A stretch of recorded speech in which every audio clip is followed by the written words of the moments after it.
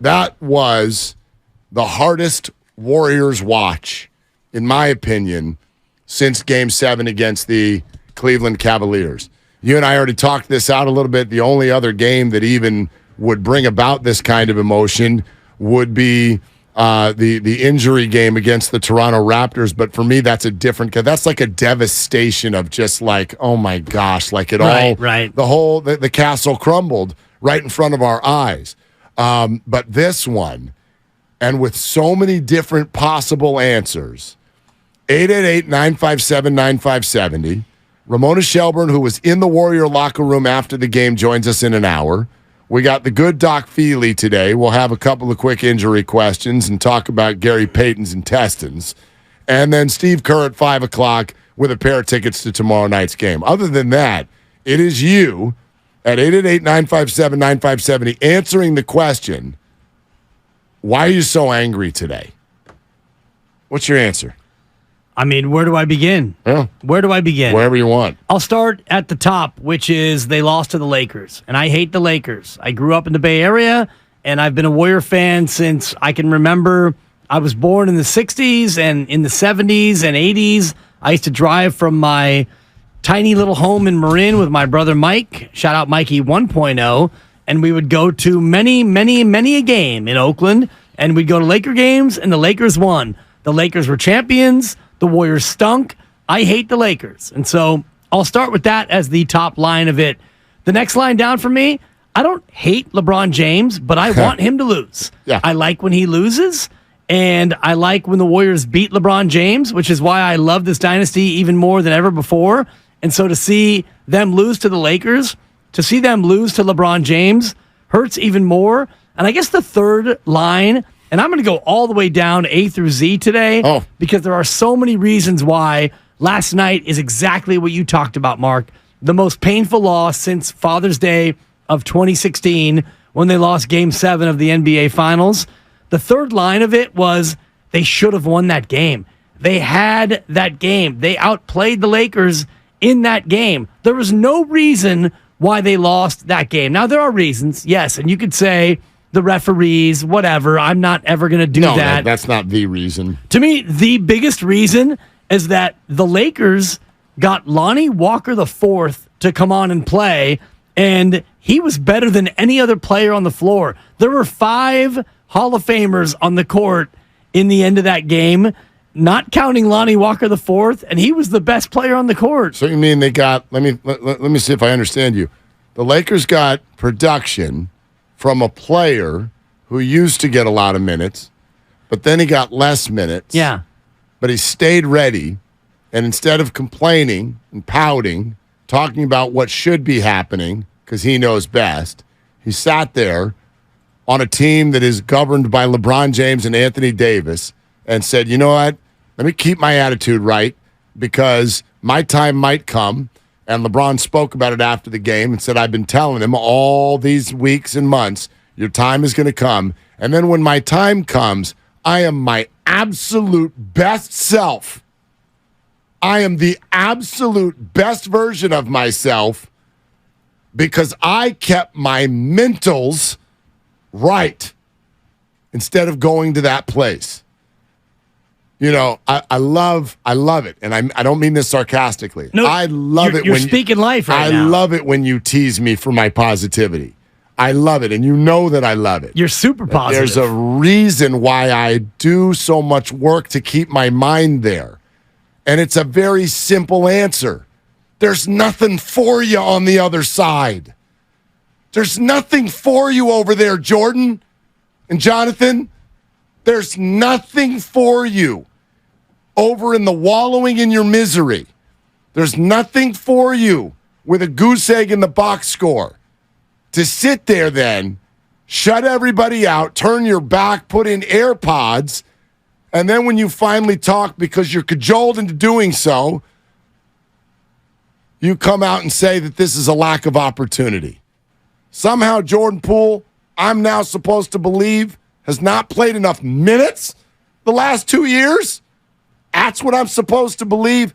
My man, this comes from a good place. There's nothing for you there. There's nothing for you over there in negativity land. Oh, there is. There's nothing for you. 38 minutes a night playing for San Antonio. All right.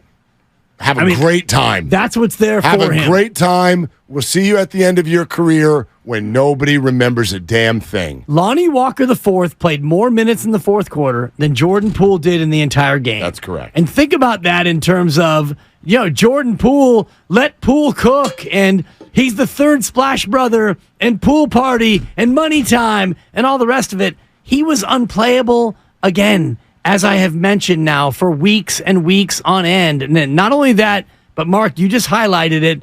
Lonnie Walker IV, a guy who was told, you never know. If you stay ready, your time might come. 12 minutes in the fourth quarter. He played 12 of 12. Damn. 6 of 9 floor. He had 15 points. The Warriors had 17. Lonnie Walker IV had 15. Incredible. Night. Incredible.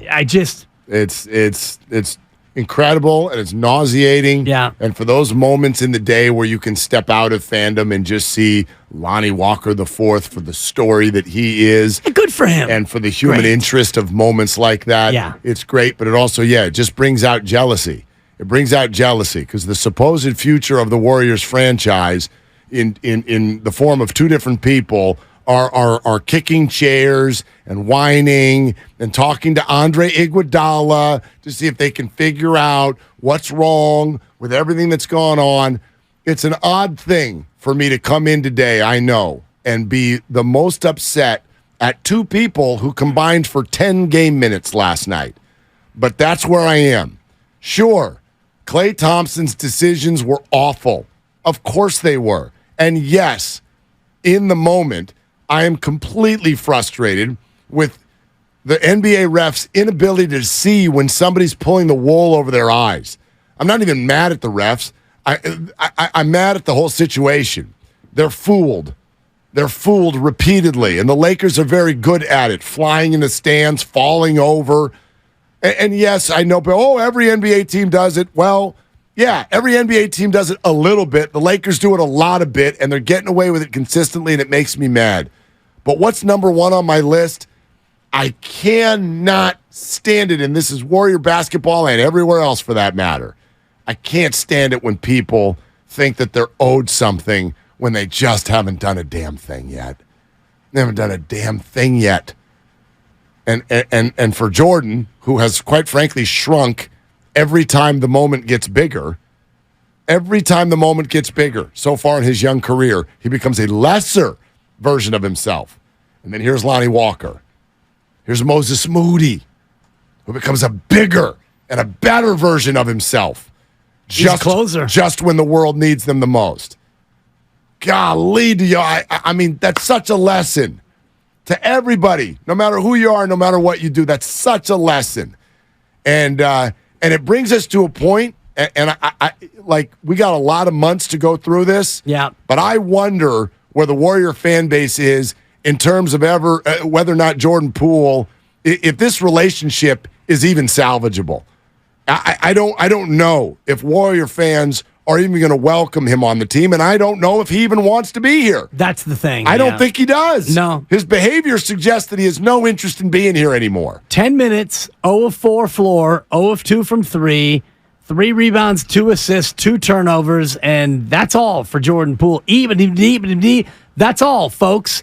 And we'll ask this about Steve Kerr when he joins us at 5 o'clock in terms of Jordan Poole in game 5 minutes, because the trend for Jordan Poole has been very Kumingian in terms of a decrease of minutes. And as the minutes have gone down, it feels like Jordan Poole's interest level in being a part of what's going on has also gone down. So I think that's a fair question for Steve in terms of, I mean, game 5 is a must win. So you have to do everything you can. We're there. We're here, Mark. We're there. We are here. Yeah. It's a must win, followed hopefully by a must win, hopefully followed by a double must win if you can get there. But right now, you're looking at, one game to try to keep this thing alive. Well, sure you are. And the Warriors are a massive favorite last night, and we've all watched the NBA enough. Night. Yeah, tomorrow night. What did I say tonight? Yeah, last night you said. Yeah, okay, I think they were 2 and a 2.5 point dogs last night. Correct. They were 2-point dog by tip-off. And cost your parlay. I know you lost 2 legs. I lost it anyway. I lost 2 of the 3 legs, so I'm not going to blame the Warriors. But anyway, but it would have been fun if you would have had it, spoiled by the Giants, but that would have been a lot cooler. Abe hit me like during the third quarter. He's like, "Oh, the Giants lost." I'm like, "God, I can't." Baseball now with this pitch clock. I'm like, it's like an hour and a half. Right. I'm like, "Oh, they lost." Yeah, I gave up 5 in the first inning. We never saw them again. Fast? We discuss next week in 2 months. Yeah, exactly. Hopefully anyway, it's 2 months. But I say this with all of the frustration that everyone's going to express today. This series is not over. We've watched enough NBA to know the way that this usually goes, which is just like the Lakers in their last series. This series is going just like their last one did. And Game 5, back to another building with a 3-1 lead, you usually lose that game. They did in Memphis, and I expect the Warriors, who are a 7-point favorite tomorrow night, I expect them to come out and win. It's a one-game series. And the Warriors will be big underdogs in that game. It's very hard to win. In Game 6, you mean? In Game 6. If they win Game 5. Correct, but they've done it before. It usually, as Anthony Slater said this morning, it takes a heroic performance by somebody, just like it did with Clay years ago in Oklahoma City. But it's not above the Warriors that someone will have that heroic performance. So the series is not over. But the frustration comes from so many angles. And again, as to why my focus today is more on Poole and Kuminga is because my mind in these moments goes more macro. Some of us go micro, some of us go macro. The micro is, damn it, Clay, why would you shoot that? Draymond, why you throw it away? Steph, why'd you shoot that shot? Whatever it is. That's all micro, and I'm right there with you. But my mind goes even more to the macro, which is, I think, that this team has been ripped from the inside out this year by young players who were, A, given too big of a role, and B, think they're owed that role. And it's interesting when you say that, because I don't think you're wrong, but they were given too big of a role because they had to be given too big of a role. And it was ripped out, inside out, because of the young players, and I think it's in part because of Jordan Poole and the way Jordan Poole's season started. So you had Jordan Poole's season start with a punch in the face with no retribution. You had James Wiseman showing that he was mostly or completely unplayable. You had Jonathan Kuminga, who many fans will say he should have been playing 24, 30 minutes a night from the start. Even if he was, would he be in a spot right now where he would be a mainstay in the rotation? I don't believe that's the way it would have gone. Even if you would have played him 30 minutes from game 1 all the way through, that's not the way player development goes in the association for 20-year-old players. Then there's Moses Moody, who has played his way into a role where he's been helped. Of your 4 young guys, only one right now in this series is playable and is contributing. So you're right. You're not wrong about young guys ripping this thing apart. But honestly, when you look at the way this roster is constructed, there's no other way to do it. You got Steph making 45, Clay's making 35, Draymond's making 27. Right. Was there a different way to construct the roster is the question. And there's no possible. I don't think there's any possible way. I mean, this is for a different day coming up here in a handful of weeks. But Mike Dunleavy Jr. sat with us a week and a half ago and, to me, indicated that finances are an even bigger indicator this offseason than anybody wants to acknowledge. So even when we go, gosh, they could rally back, win this series, who knows where they end up, and everybody thinks, oh, that means it's kumbaya and everybody's back again. Sure. I don't think so. I don't think so. I don't think so. So we've been approaching the end of what we know for a long time. And I think we're probably here. Are we a day away? No matter how the rest of the week goes. I don't think so. 3 days away? I very, very much think the Warriors will win tomorrow night. They better. We're going to be live at the Warriors shop. Well, luckily that'll be pregame. We got a guru speech, and hopefully he'll save it for the changeover tomorrow. That would be good. They'll be here. We'll be there. Guru speech, Warriors win, and then we can worry about Thursday on Thursday. Yeah. Or Friday on Friday. Friday on Friday.